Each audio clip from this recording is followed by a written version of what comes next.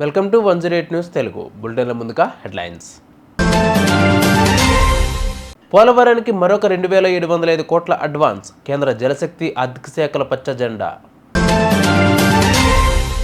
ఇంజనీరింగ్లో అత్యధిక ఫీజు 2.23 లక్షలు, మరో 2 కళాశాలలకు 2 లక్షల పైనే. కల్తీ దందా గుట్టురట్టు, భారీగా కల్తీ నిత్యావసర వస్తువుల పట్టివేత. రైలు హైజాక్ ఘటన, 16 మంది ఉగ్రవాదులు హతం.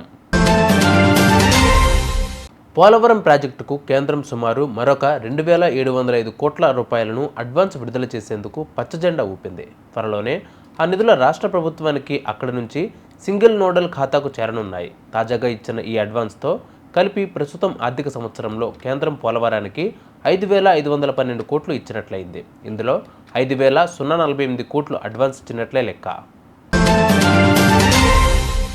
రాష్ట్రంలో వచ్చే విద్యా సంవత్సరం అంటే 2025-26 ఇంజనీరింగ్ ఫీజులు భారీగా పెరగనున్నాయి. ఈసారి సిబిఐటి వార్షిక ఫీజును 2.23 లక్షలకు ఖరారు చేసినట్లు సమాచారం. రాష్ట్రంలో ఇదే అత్యధిక ఫీజు. ఆ కళాశాలలతో పాటు పిఎన్ఆర్, ఎంజీఐటి తదితర కళాశాలలకు కూడా ట్యూషన్ ఫీజు 2 లక్షలకు చేరుకున్నట్లు తెలిసింది. ఖరారు చేసిన ఫీజును కమిటీ టీఏఎఫ్ఆర్సి ప్రభుత్వానికి సిఫార్సు చేస్తోంది. ప్రభుత్వం వాటిని పరిశీలించి జీవో జారీ చేయాల్సి ఉంటుంది. కాటేదాన్లో భారీగా కల్తీ నిత్యావసర వస్తువులు తయారీని పోలీసులు గుర్తించి దాడి చేశారు. రాజేంద్రనగర్ ఎస్ఓటీ బృందం ఈ ఆపరేషన్లో పాల్గొని 20 రకాల కిరాణా వస్తువులను స్వాధీనం చేసుకున్నారు. కల్తీ వ్యాపారస్తులను ప్రమాదకరమైన రసాయనాలు ఉపయోగించి పలు నిత్యావసర వస్తువులను తయారు చేసి మార్కెట్లో విక్రయిస్తున్నట్లు పోలీసులు గుర్తించారు. కేటుగాళ్లు వినియోగదారులకు అనుమానం రాకుండా ఒరిజినల్ ప్రొడక్ట్స్ మార్కెట్లో విక్రయిస్తున్నట్లు సమాచారం.